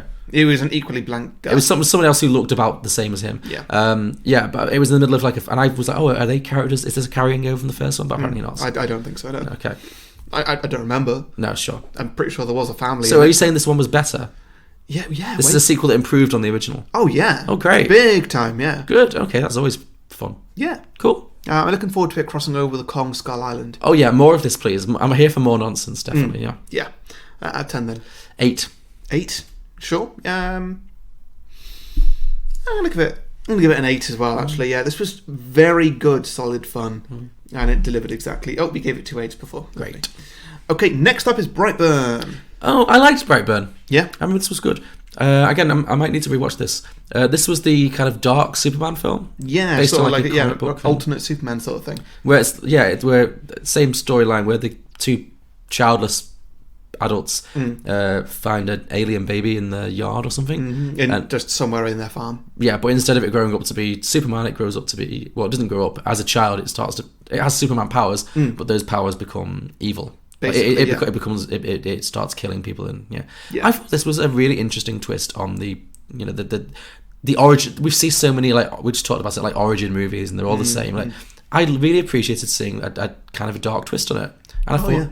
Like, he murders his parents. Yeah. Both of them. Yeah. And that's the film. Yeah, quite brutally as well. Yeah, they both die horrible deaths. Yeah. This film doesn't hold back on being very violent and gory. Yeah. Like, remember that guy, Badger from Breaking Bad? Oh, God. In the car. Yeah. He just gets his jaw, like, mushed in. Oh, fuck. Yeah, that was a tough watch. And you see everything. That was... Yeah, this film really goes there, and I appreciated that. It was kind of twisted. Yeah, I think this will be I remember it did really badly. I think it was a tough one to market because it's kind of playing to a lot of different audiences at once. I don't think they quite sold it as well as they could have done. But I think this will become a bit of a cult classic when people kind of get around to it. Yeah, I'm looking forward to making Ross watch this on 2 Used To Movies. It's coming up soon. We're going to also do it with the original Superman. Oh, sure. Oh, interesting. Okay. Yeah. Yeah, I'm really looking forward to that'll be a good episode. I want to hear his take on it, because you know what he's like with too many comic book movies and too many sequels and stuff. This one, I think, will be quite refreshing for him. Yeah, this might be something different for him. But in the meantime, we're doing Ghostbusters 2016, so that's going to be fun too. I like torturing people, but people like torturing me, so I guess it works. That's how our podcast little community works. Yeah. But no, I would recommend, if you're listening to this, there's a good chance you missed this film. I would say seek this out if you like comic book movies. It'll divide opinion. I know a few people who really didn't like it very much. Really? What is there not to like about this? I don't know. It's not to everyone's taste, I guess. It's not like it promises anything else. I guess, but it wasn't to everyone's taste. I think that was an issue. But okay. I think it's definitely worth watching, and you'll have an opinion on it. It's not something that's going to make you just shrug your shoulders. So yeah. Yeah. Out of 10? 7. It wasn't like amazing and groundbreaking. I just appreciated it for being original. So 7. Yeah. I'm gonna give it a 9. Oh wow. Okay. I really like this. Okay. Yeah. Maybe if we watched it, I'd go up. Who knows, yeah, sure. Well, you actually went down. You gave it an 8 last time, and I gave it a 9. Next up, we have Toy Story 4. Oh yeah, this happened. Ooh, I never knew what you're going to react to these. That was a bit of a surprise. No, this was fine. I liked this. I love Toy Story. Like Toy Story 3 was such a perfect ending for me. Like I was instantly kind of against them doing another one. And this didn't disprove me, but it didn't like ruin anything. But I definitely think this is the weakest of the 4. I think it's the weakest of the 4, but in a world where pretty much every Pixar movie it kind of breaks new ground, it does something, or the most memorable ones at least. Yeah, sure. They do things that's not been done before. That, like people don't talk about death that way or emotions that way. Sure, yeah. And this film, it doesn't do that, but it doesn't do anything less. If you get what I mean, like it's not better than any other Toy Story film. No, necessarily not. But it's not really worse. No, not at all. It doesn't like drop the ball. Yeah, it feels like just as good slightly unnecessary. That's all. Yeah, I can see that. Yeah, the first 3 Toy Story movies, they do feel so much more like a trilogy, whereas this one just feels like an episode. Yeah, it felt like the third one was such a natural end point, and it was like at some point they were like, oh, we would really like to do another one there, but we need to go, okay, what can we do? It was like the idea of making it came before. I think I'd have preferred it if this one wasn't called Toy Story 4 and it was called Toy Story some kind of subtitle. Oh sure, yeah. So because then it's like, here's the trilogy, and then now we're just going to do all sorts. Now it's branching out into a different world. Yeah, because like now at the end of this movie they separate Woody from the rest of the gang, and they say that it's permanent. Yeah. And maybe it is. Yeah. And that's fine. It just means that anything you want to do in the future needs to be a bit more episodic, like, oh, here's Woody's solo adventure with Bo Peep or whatever. Sure, yeah. And that's fine. And if you can do stuff for other characters as well, like, oh, Buzz Lightyear's off doing this other thing. Yeah. Maybe he found Star Command or something like that. Yeah. I felt like this film underused a lot of my favourite characters. It was very Woody and Bo Peep heavy. Yeah, it definitely was. And like a few extras and stuff. Yeah. Like, I really enjoyed Key and Peele. Yeah. As the chicken and the rabbit. They were a clear highlight. Yeah. Like, there was a lot of stuff about this that was delightful. I mean, it absolutely is like a very good film. Yeah. Yeah. Yeah, it absolutely is. It's perfectly serviceable, perfectly fine. Yeah. Doesn't insult what came before it. No, not at all. Doesn't ruin it in any way. Had those terrifying puppets. Oh my god. That was nightmare fuel. Yeah. Which, you know what, Toy Story Toy Story should scare kids a little bit. I think that's definitely part of its charm. I think all kids films should. Yeah, there should be a little element of fear, definitely. Yeah, that builds people as a person. Okay, then out of 10. 7. 7? 7 seems fair. Yeah. Yeah, I'm giving that a 7 as well. So let's see, we gave that... Oh, damn it. What? You gave it a 7, I gave it an 8. Oh, okay. I was kind of teetering there, but I don't know. Okay, next up, probably bigger than 2 7s, I reckon. Midsommar. Oh yeah, this is fun. This is another one I'm looking forward to rewatching. Oh yeah. Well, I loved Hereditary. Loved it. It was such a great, refreshing, like, what the fuck experience in the cinema. Like, yeah. I love getting into a film and just being like, oh, what the hell? And that was a great what the hell kind of film. And this did a similar thing. Like obviously didn't have that same like novelty of surprise because you kind of knew what the director was all about. Because this is definitely similar in its way. It's different. It's not like it's a rehash, but I know what you mean. Actually, you're not surprised by the style of it anymore. No. But dear God, you're surprised by the content. Oh yeah, there's some great stuff here. So this is about a young couple who are on the verge. Well, they're on the verge of breaking up. But at the start of the film, Florence Pugh, who has had a hell of a year, she has a horrible tragedy. What you mean as a character in this film? Well, her character has a hell of a year, but she, as an actress, has had a great year. What else has she been in? She was in Fighting with My Family, which we didn't see, which was supposed to be very good. Sure. And she's now in Little Women, which is yeah. And she's going to be in the next Captain Marvel film, isn't she? Is she? Yeah, I'm pretty sure. Yeah. Oh, great. She's definitely had a good year. She has a horrible tragedy happening to her at the start of the film, and that means that her boyfriend, who has been on the verge of breaking up with her, feels too guilty to break up with her. So it sets up this very interesting kind of dynamic between him not really wanting to be in the relationship anymore. He begrudgingly invites her onto this holiday that he's been planning to go on to Sweden. Where they go and stay at this festival in northern Sweden where the sun never sets. I really loved the inversion. Like most horror movies are set at night and it's all about the shadows and darkness. And this film, it is never night, and they make that terrifying. God, yeah, it really is, because so disorienting. It's just so inescapable. Like you just can't escape the daylight. And it's not like the daylight is a plot point in this. It's just always there. It's always there. It's just an underlying thing of like inescapability. Because also, like, there's no walls. Everything's outside. Yeah, like it really is the opposite of most horror films. Yeah, like nobody's trapped at all. It's as though anybody could leave at any point, but turns out they can't. But also, you can't. Yeah. And it's still hidden and stuff, and it's mental. Yeah, it's so crazy and very gory. Yes, times. There's some extremely graphic violence in this film. Yeah.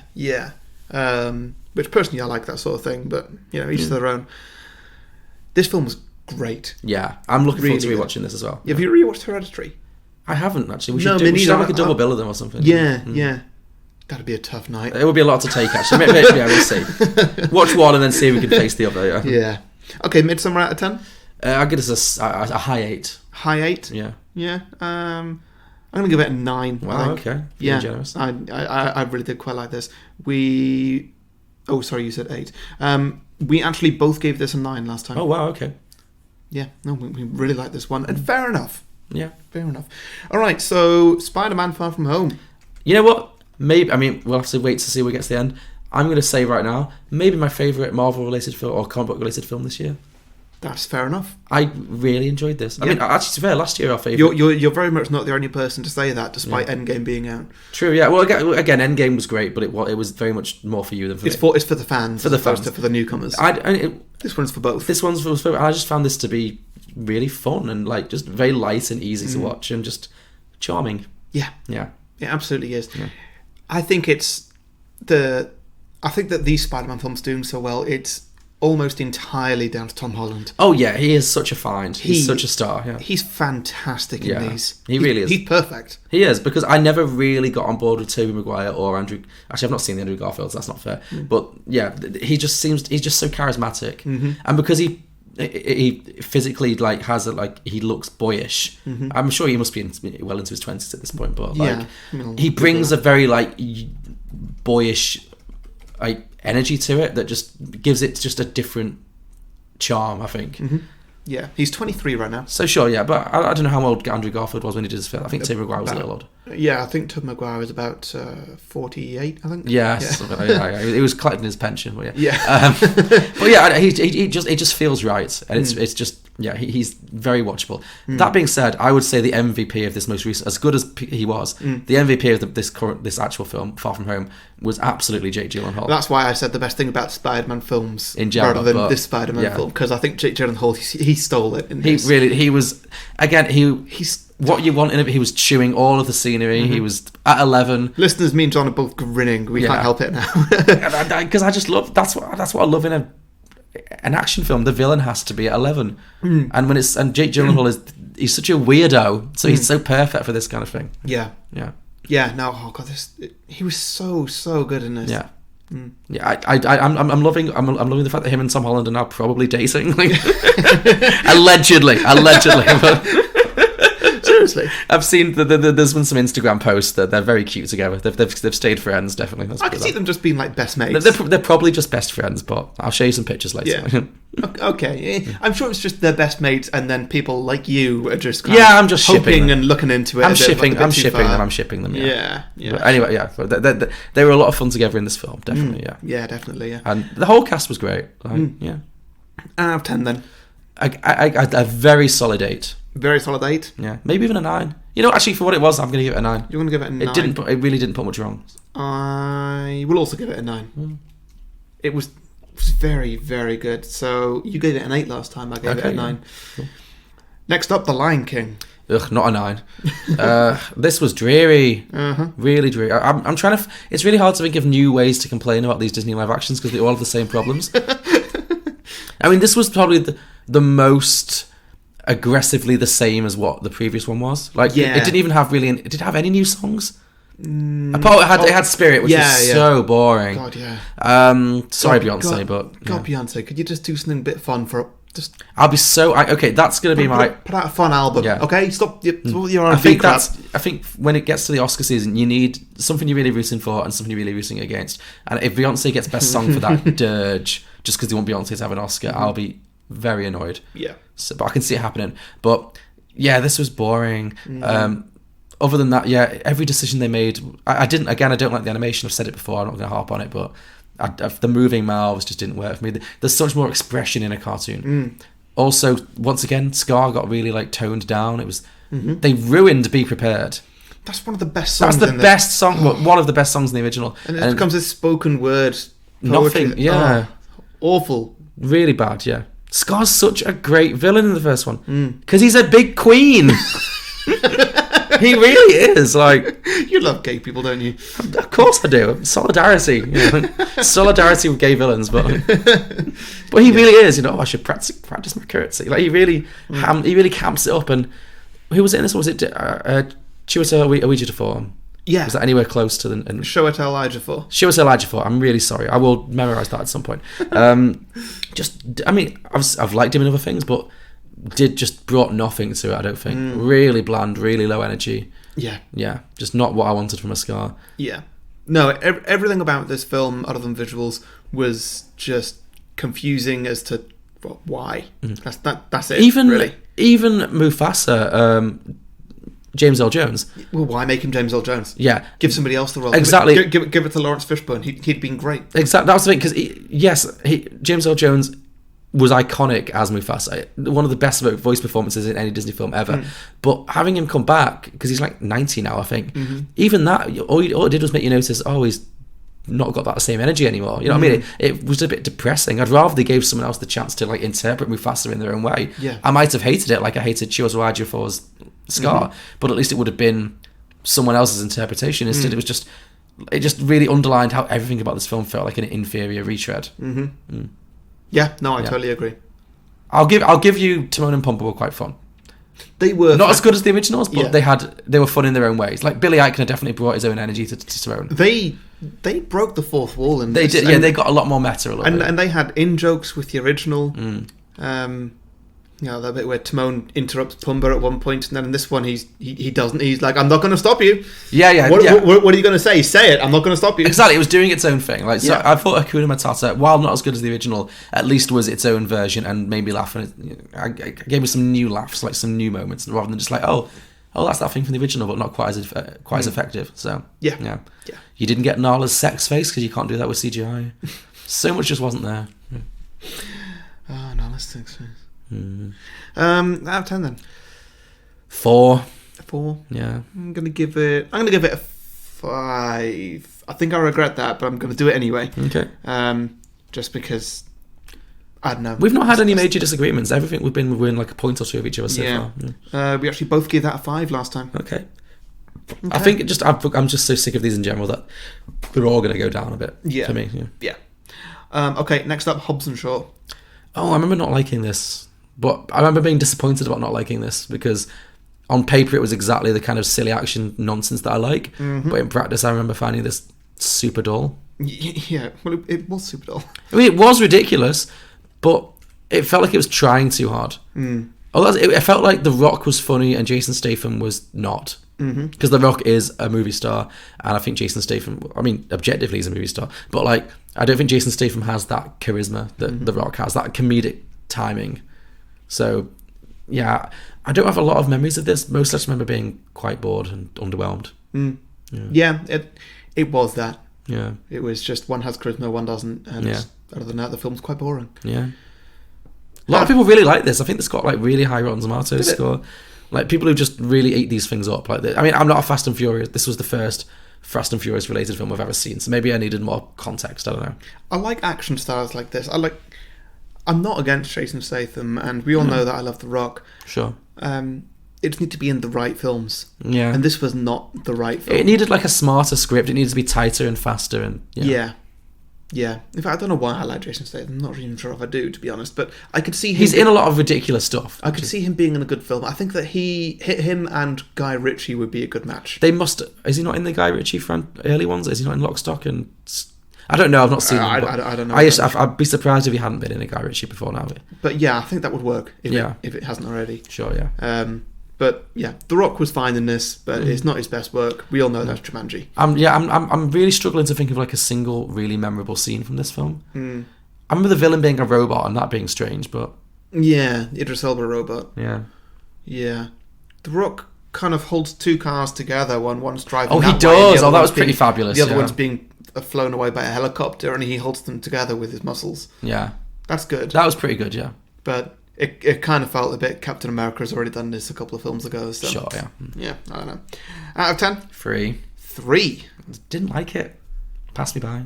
I didn't hate it enough to... It didn't offend me enough to give it a 3. I think I'm going to give it a 4. Okay. But I reckon I gave it higher when we rated it. Yeah, I gave it a 5, you gave it a 4. Okay. So we're down 1 each. Next up, while we're on this low energy train... Angel Has Fallen. See, I feel like this was not good, but better than Hobbs and Shaw. Yeah. It played it a bit more straight, which weirdly I appreciated more. It made the silliness of it more appealing to me. Because it wasn't like grabbing you by the shoulders and being like, laugh, laugh, laugh. Yeah. Because I just remember that scene in Hobbs and Shaw where they put Jason Statham in like a fake moustache and a wig. Do you remember when he goes to like the airport? Like stuff like that. Like there was lots of attempted humour in that film that didn't work. This film wasn't really trying to be funny, but it was just kind of silly. And I think I was kind of here for it. Yeah. I don't think I loved it, and again I don't remember a lot of it, but I remember liking it more.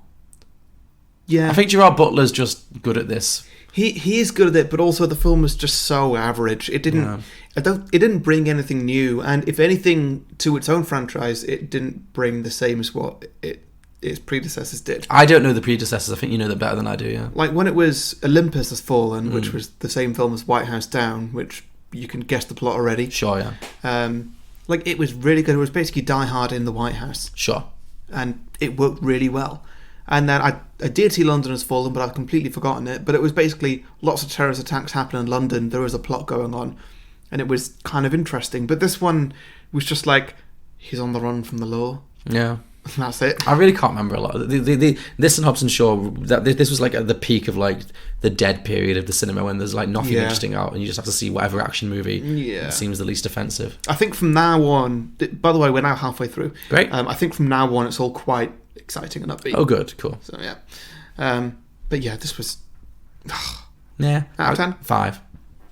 I'll give it a 4, maybe. Okay. I'm gonna give it a 3 just because it was so boring and just not interesting. There was nothing for it. It had nothing going for it.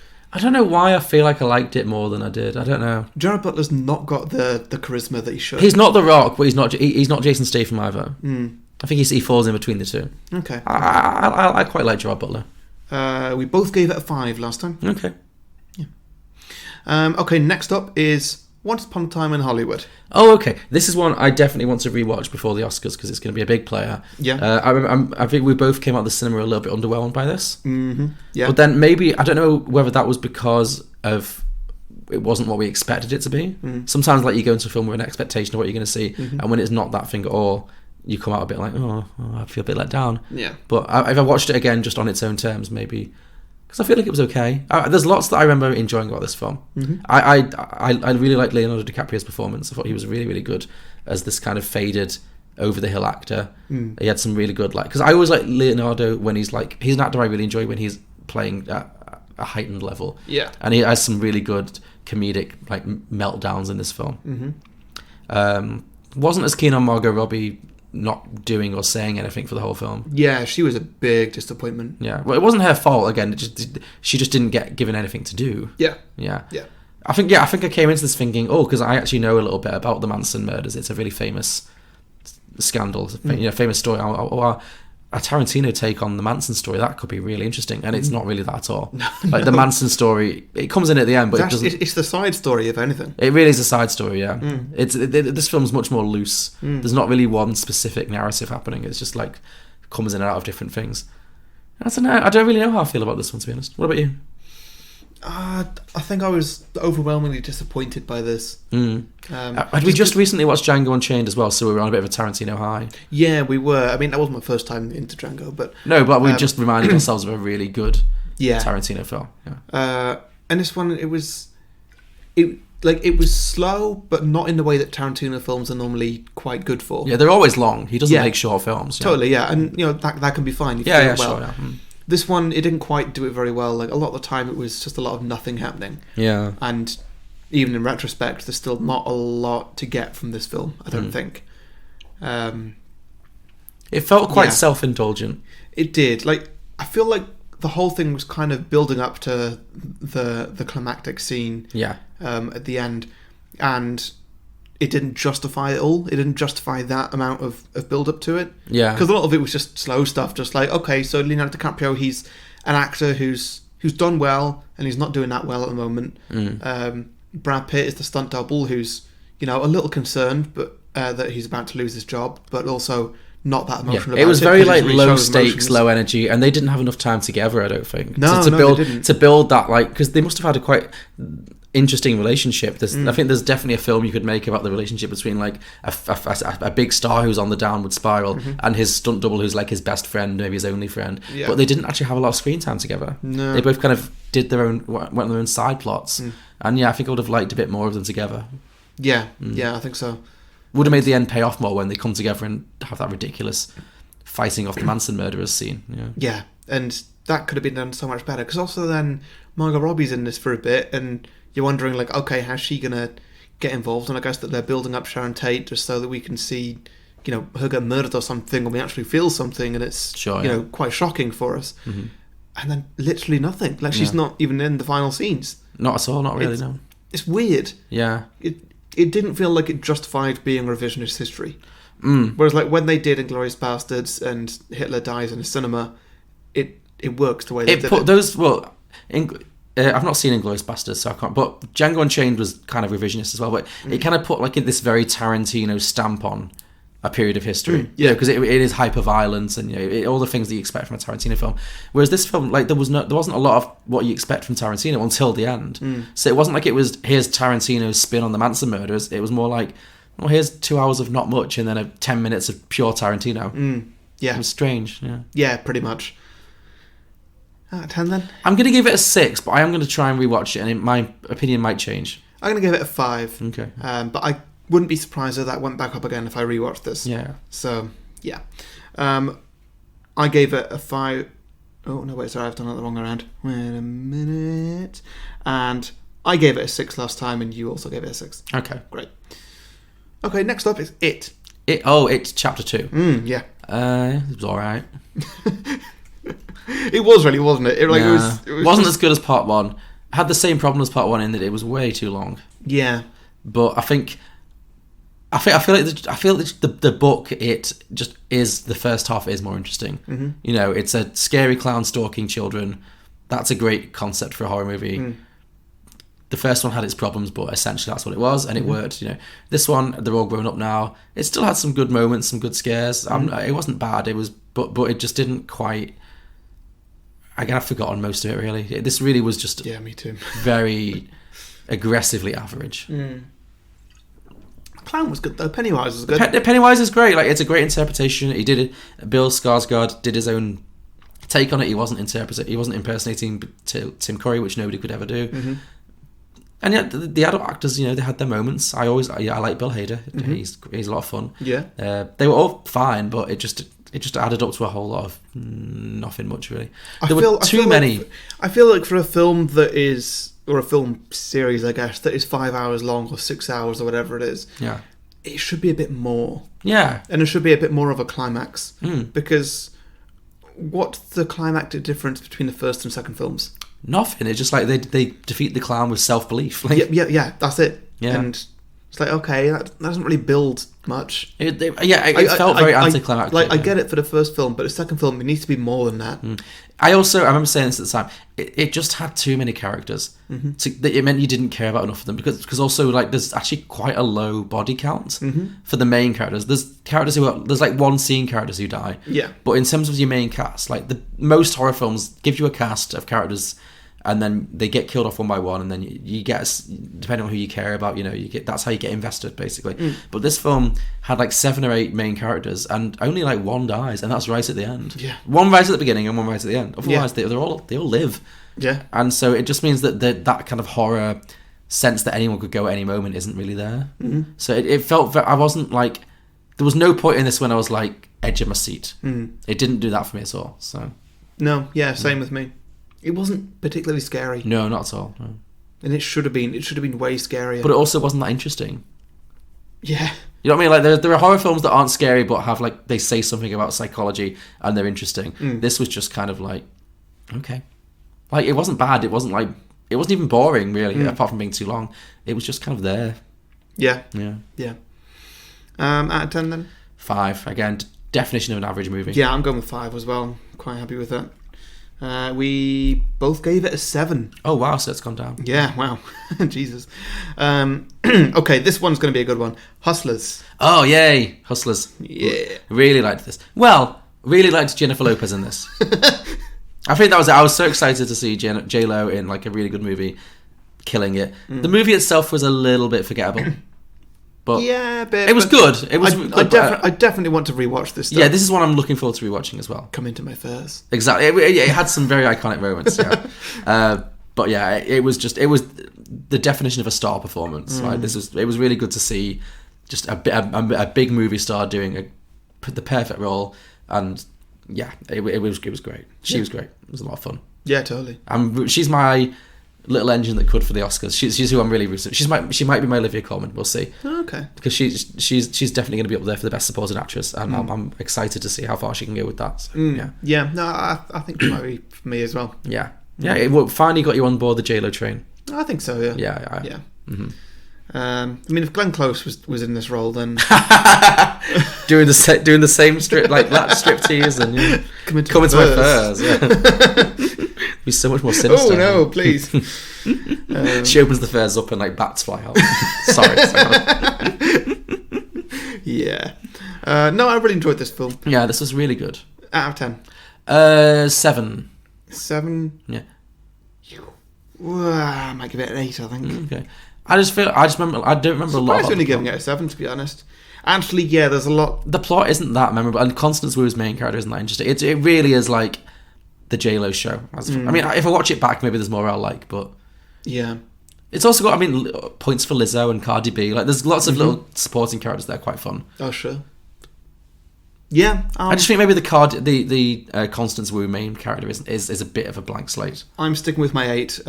You gave it a 7, but we both gave it an 8 initially. Cool. Yeah. Okay, next up, Ad Astra. Oh yeah, that happened. Didn't happened. It was okay. All I can think of when I reflect on this movie is monkeys. Monkeys. Crazy, angry space monkeys. Yep. That scene was great. Yeah. The film as a whole was fairly dull. It was. Yeah. It was. I mean, it was kind of like, I think I said this at the time and you got annoyed at me because I know they are very different plots, but it was kind of like Arrival but not done as well. Oh, yeah, I see what you mean. It's at the time you were like, Arrival's not a space movie, John. And you're right, it's not. Yeah, like it's... But it's like about relationships with parents and like, it's very contemplative and stuff. I suppose, yeah. Yeah. Yeah, I don't know. I think it was like 2/3 of the way there. Something just didn't quite like connect Yeah. to make it like Because really good. It wasn't really about space drama, but also at the same time it was, but just you were never really told what it was. It was really about. I think it was really about Brad Pitt's relationship with his father. Yeah. Basically. Yeah. Which is fine. That's the concept, and it had its moments, but it just didn't quite grab me or move me. It didn't like make me cry, or it didn't make me feel that much for. I don't know whether that's because the writing wasn't as good, or Brad Pitt doesn't have the range. I don't know. Like I thought he was perfectly fine. Like he's good at playing these kind of repressed, like don't say very much characters, but yeah, it had its moments. Like I was happy when Natasha Lyonne showed up for all of 5 seconds. Yeah. Space Monkeys, obviously. Yeah. I liked when he stowawayed his way onto a spaceship and that was pretty fun. accidentally killed the entire Accidentally crew. murdered the entire crew. Yeah. there was stuff to enjoy in this. Yeah. Stuff. I think when we walked out, you said this feels like it was based on a long, boring book. Turns out it wasn't, but I feel like that's what it felt like a literary adaptation kind of thing. So it was all right. Out of 10. Yes. High 6, low 7. I'll say a 6. It didn't really grab me. I'm gonna give it a 5. Okay. Yeah. Let's see, what does that turn into? You gave it a 7. I gave it a 5. Okay. Gone down a bit. Wow, crikey. I can't imagine again. I can't imagine watching it again. Fair enough. Yeah. Okay, so we're at the halfway point now. Probably a good time to stop it so the episode doesn't get too long. We'll put out the part 2 of this tomorrow. Yeah. Basically. Sounds good. Yep. Keep it nice and accessible for you guys. So yeah, please, if you enjoyed, please look forward to part 2, which is going to be coming in the next 24 hours. Yeah, well, I guess that'll be on New Year's Day. Great. So, Happy New Year! Happy New Year. See you in 2020. Bye.